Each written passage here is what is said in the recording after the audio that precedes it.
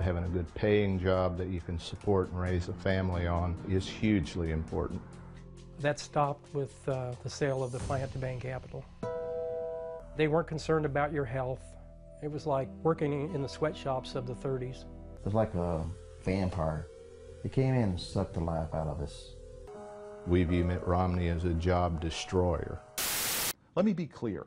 Mitt Romney has made his business record a centerpiece of his campaign. He's talked about himself as a job creator, and therefore it is reasonable, and in fact I encourage it, for the Obama campaign to examine that record and to discuss it. I have no problem with that. A man who's been governor and had a sterling business career crosses the qualification threshold. I think that the Bain strategy has been distorted in some of the public discussion about it. I mean, Bain is a perfectly fine company. They've got a role in the private economy, and I've got a lot of friends there and on both sides of the aisle. All right. And by the way, that clip of Mayor Booker from Newark was his major Potomac two-step backstep there when he said, I'm sorry, I didn't mean to go as crazy as I did over some of my comments. But nonetheless, the Bain years were thought to be at least one of the cornerstones of the Obama campaign. Democrats from the former president on down here are having some, well, maybe some different ideas in terms of how to brand those same years. You were a former vice president at Goldman Sachs here.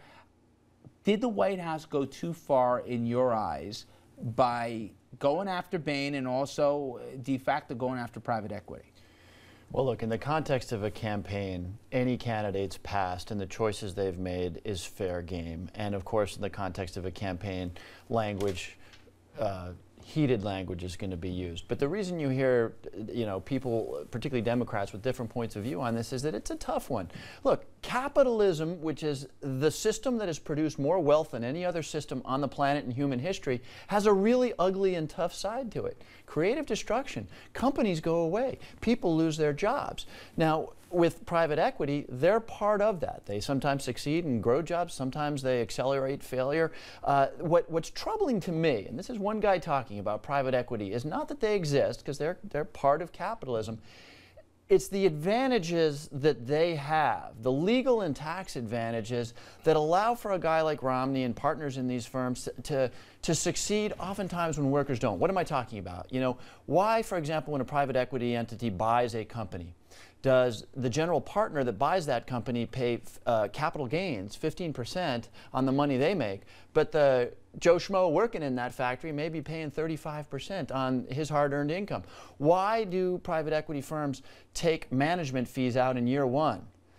In some cases, they take management fees out and the company goes under. Company loses, guys get their management fees. I think if you could restructure things so that they're not playing on a playing field that benefits them, then they're just part of capitalism. And so there's actually some risks to their risk. But again, Mayor Booker and what Bill Clinton said and what Governor Patrick said, do you think the attacks on Bain Capital are out of bounds from the White House?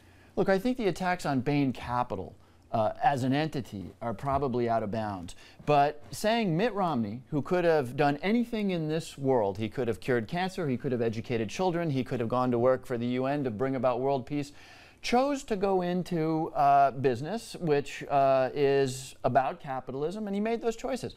Judge for yourself. I think that's a fair point. Look, the other side, takes on Barack Obama for having been a community organizer and holding that up for ridicule. Politics is a tough thing. Bain Capital I wouldn't necessarily assail, but an individual's choice over the course of their lifetime and the choices they make, I think, is fair game in politics.